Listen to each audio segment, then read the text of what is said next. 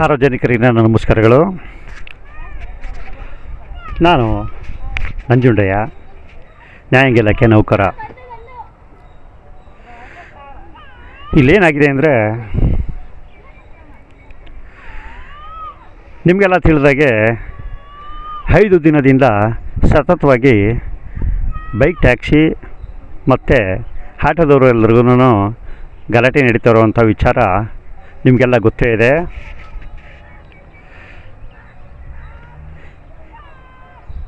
ಈ ಗಲಾಟೆಗೆ ಮೂಲ ಕಾರಣ ಯಾರೂ ಅಲ್ಲ, RTO ಅಧಿಕಾರಿಗಳೇ ಹೊಣೆ ಆಗ್ತಾರೆ. ನಾನು ಯಾಕೆ ಮಾತು ಹೇಳ್ತೀನಿ ಅಂತಂದರೆ,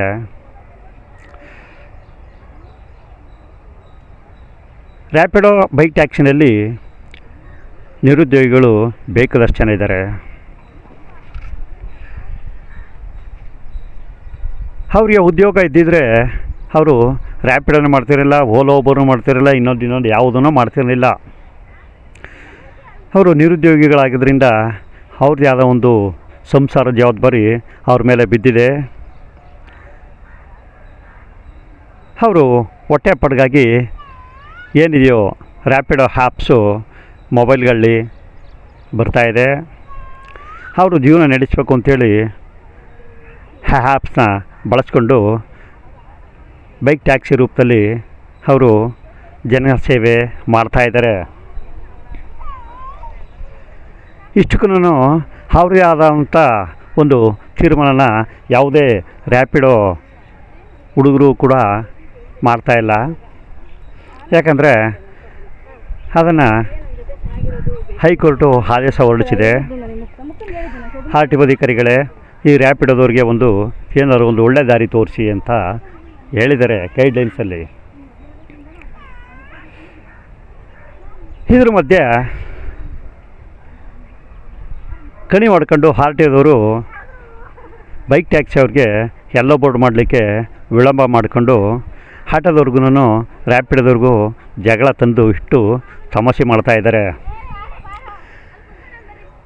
ಇದು ರ್ಯಾಪಿಡೋ ಬೈಕ್ ಟ್ಯಾಕ್ಸಿ ಮತ್ತು ಆಟೋದವರು ಮಾತ್ರವಲ್ಲ, ಅಲ್ಲಿ ಓಡಾಡುವಂತಹ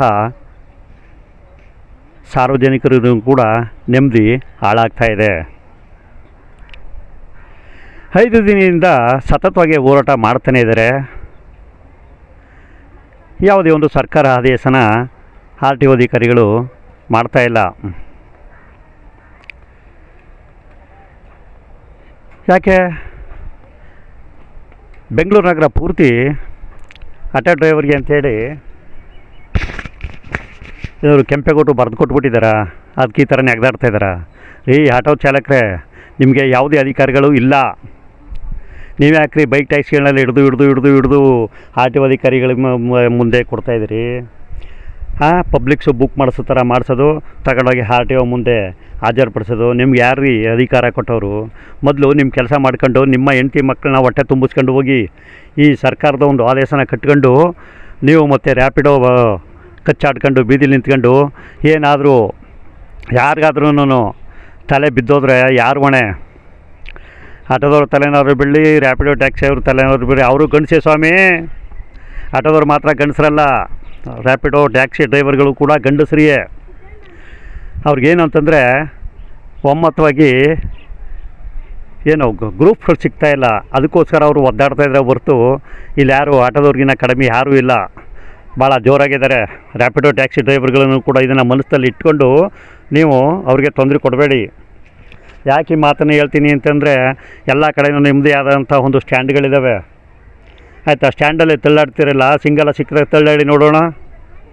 ತಳ್ಳಾಡ್ರಿ, ಹಿಡೀರಿ, ಒಂದು ಗಾಡಿ ಹಿಡಿದು ಮಾತನಾಡ್ರಿ. ಆಮೇಲೆ ರ್ಯಾಪಿಡೋ ಟ್ಯಾಕ್ಸಿ ಅಂತ ಹೇಳಿ ಒಂದು ಗಾಡಿನ ಮೇಯ್ನ್ ರೋಡಲ್ಲಿ ಓಡಾಡುವಂಥ ಗಾಡಿ ಹಿಡಿದು ನೀವು ಅವ್ರ ಮೇಲೆ ಕ್ರಮ ತಗೊಳ್ಳಿ. ಆಗ ನಾನು ಒಪ್ಕೋತೀನಿ. ನೀವೇ ಆಗಬೇಕೇನ್ರಿ ಆಟೋ ಸ್ಟ್ಯಾಂಡಲ್ಲಿ, ಯಾವುದು ಶಿವಾಜಿನಗರದಲ್ಲಿ, ಯಶವಂತಪುರದಲ್ಲಿ, ಮೆಜೆಸ್ಟಿಕ್ನಲ್ಲಿ ಹಿಡಿದು ಕೊಡಲಿಕ್ಕೆ ನೀವೇ ಆಗಬೇಕಾ? ನಾಯಿಗಳು ಕೂಡ ಮಾಡ್ತಾವೆ ಕೆಲಸಗಳನ್ನ. ಅದನ್ನು ಬಿಟ್ಟು ನೀವು ನಿಮಗೇನು ಅವರು ತೊಂದರೆ ಕೊಡ್ತಾಯಿಲ್ಲ. ಯಾರು ರ್ಯಾಪಿಡೋ ಬೈಕ್ ಟ್ಯಾಕ್ಸಿ ಅವರು ಎಲ್ಲೋ ಯಾರನ್ನೋ ಎಲ್ಲೋ ಇರ್ತಾರೆ, ಬುಕ್ ಮಾಡಿಸಿರ್ತಾರೆ, ಯಾರನ್ನೋ ಕರ್ಕೊಂಡೋಗಿ ಎಲ್ಲೋ ಬಿಡ್ತಾರೆ. ಅದರಿಂದ ನಿಮ್ಮ ಒಂದು ಏನು ಡಿಮ್ಯಾಂಡು ಕಡಿಮೆ ಆಗೋದಿಲ್ಲ. ಅವ್ರ ಬಾಡಿಗೆ ಅವ್ರಿಗೆ, ನಿಮ್ಮ ಬಾಡಿಗೆ ನಿಮಗೆ. ಆಯಿತಾ? ಇದನ್ನು ಮನಸ್ಸಲ್ಲಿ ಇಟ್ಕೊಂಡು ಎಲ್ಲ ಕರ್ನಾಟಕ ಜನತೆಗಳು ಅಣ್ಣ ತಮ್ಮನವರಾಗಿ ಜೀವನ ಮಾಡಿ. ಯಾಕೆ ನಾಯಿ ಥರ ಕಚ್ಚಾಡ್ಕೊಂಡು ಬೀದಿನೆಲ್ಲ ಸಾರ್ವಜನಿಕರ ನೆಮ್ಮದಿನೆಲ್ಲ ಹಾಳು ಮಾಡ್ತಿದ್ದೀರಿ? ಏನು ಸಾರ್ವಜನಿಕರು ಅಂದ್ರೆ ಏನು ತಿಳ್ಕೊಂಡ್ರಿ ನೀವು?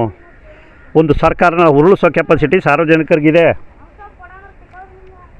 ಇವತ್ತು ಈ ಮುಖ್ಯಮಂತ್ರಿ ಇರ್ಬೋದು, ನಾಳೆ ಇನ್ನೊಬ್ಬ ಮುಖ್ಯಮಂತ್ರಿ ಇರ್ಬೋದು. ಸಾರ್ವಜನಿಕರ ಅನುಕೂಲಗಳೇನಿದೆವೋ ಅದ್ರ ತಕ್ಕಾಗೆ ಬದಲಾವಣೆ ಮಾಡಿಕೊಡಿ. ಆಯಿತಾ? ಆರ್ ಟಿ ಒ ಅಧಿಕಾರಿಗಳೇ, ಹೈಕೋರ್ಟ್ ಆದೇಶ ಇರಬೇಕಾದ್ರೆ ನಿಮ್ಮದೇನ್ರಿ ಚಕಾರ? ಮೊದಲು ಹೈಕೋರ್ಟ್ ಆದೇಶನ ಮುಂದಕ್ಕೆ ಇಟ್ಕೊಂಡು ಏನೋ ಬೈಕ್ ಟ್ಯಾಕ್ಸಿ ಅವರೆಲ್ಲ ಕೇಳ್ತಾ ಇದ್ದಾರಲ್ಲ, ಏನು ನಮಗೆಲ್ಲ ಬೋರ್ಡನ್ನು ಮಾಡಿಕೊಡಿ, ನಾವು ಜೀವನ ಮಾಡಬೇಕು, ನಮಗೂ ಹೆಂಡತಿ ಮಕ್ಕಳುಗಳೆಲ್ಲ ಇದ್ದಾರೆ, ನಾವು ಒಂದು ಏನೋ ಜವಾಬ್ದಾರಿ ನಮ್ಮದು ಆದಂಥ ಒಂದು ಜವಾಬ್ದಾರಿ ಇದೆ ಅಂತ ಕೇಳ್ಕೊತಾ ಇದ್ದಾರಲ್ಲ. ಅವರ ಮಾತನ್ನು ಕೇಳದೆ ಶಿಕ್ಷಕತೆ ಮೇಲೆ ಸೀಜ್ ಮಾಡಿ ನೀವು 10-15 ಸಾವಿರ ಫೈನ್ ಹಾಕೋದು ಮತ್ತು ಗಾಡಿನೆಲ್ಲ ಸೀಜ್ ಮಾಡೋದು, ಅವರ ಜೀವನಕ್ಕೆ ತೊಂದರೆ ಆಗುತ್ತೆ ಅನ್ನೋದೊಂದು ಚೂರು ನಿಮಗೆ ಗಮನಕ್ಕೆ ಬರುತ್ತಾ ಅಲ್ವಾ? ಗಮನಕ್ಕೆ ಬರುತ್ತೆ. ಒಟ್ಟಾಗಿ ಏನು ತಿಂತೀರಿ ನೀವು? ಅಷ್ಟಕ್ಕೂ ಏನೋ ನಿಮ್ಮ ಆಸ್ತಿನೇನು ಕೇಳ್ತಾ ಇಲ್ವಲ್ಲ ಅವರು.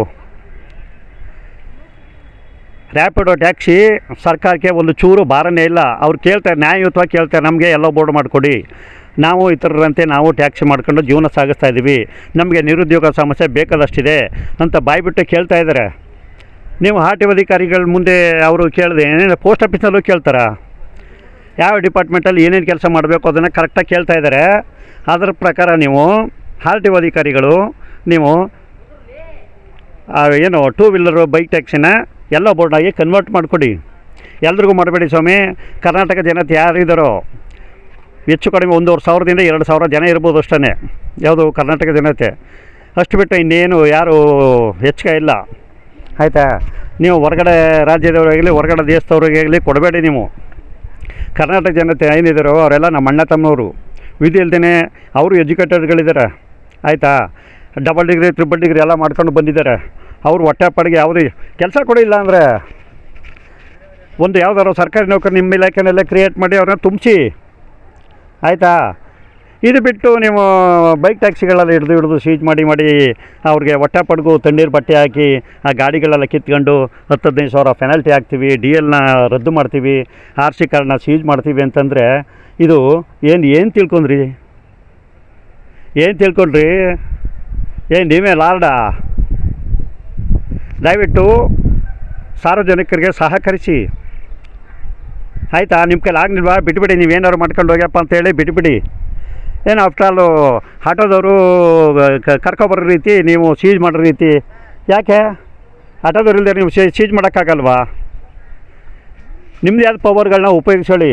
ಆಯಿತಾ? ನೀವು ಪವರ್ ಇಲ್ಲ ಅಂದರೆ ಬಿಟ್ಬಿಡಿ, ಹೋಗಿ ಆಫೀಸ್ನಲ್ಲಿ ಹೋಗಿ ಕೂತ್ಕೊಳ್ಳಿ. ಅವರು ಕರ್ಕೊಬರೋದಂತೆ, ಇವರು ಸೀಜ್ ಮಾಡೋದಂತೆ. ಯಾಕೆ ಇರಬೇಕು ಈ ಕೆಲಸಗಳು? ಇವನ್ನ ತಲೆಡ್ಕ ಕೆಲಸಗಳು ಅಂತ ಹೇಳ್ತಾರೆ. ಆಯಿತಾ? ನಿಮ್ಮ ಅಧಿಕಾರ ಏನಿದೆಯೋ ಆರ್ ಟಿ ಒಗೆ ಫುಲ್ ಪವರ್ ಇದೆ, ನೀವು ಏನು ಬೇಕಾದ್ರೂ ಮಾಡ್ಬೋದು. ಆಯಿತಾ? ಗಾಡಿಗೆ ಸಂಬಂಧಪಟ್ಟಾಗ ಮಾತ್ರ, ಇನ್ನೇನು ಬೇರೆ ಥರದಲ್ಲಿ ಯಾವುದೇ ಥರ ಒಂದು ಆದೇಶನ ಹೊರಡ್ಸೋಕ್ಕಾಗಲ್ಲ. ಆಯಿತಾ? ಹಾಗಾಗಿ 2 ವೀಲರ್ ಯಾರಾದರೂ ಬಂದರೆ ರ್ಯಾಪಿಡೋ ಟ್ಯಾಕ್ಸಿ ಡ್ರೈವರ್ಗಳು ನಮ್ಮ ಕರ್ನಾಟಕ ಜನತೆಗಳು ಬಂದು ನಮಗೆ ಎಲ್ಲೋ ಬೋರ್ಡ್ ಮಾಡಿಕೊಡಿ ಅಂತ ಕೇಳಿದ್ರೆ ಅವ್ರಿಗೆ ಅನುಕೂಲ ಒದಗಿಸ್ಕೊಡಿ.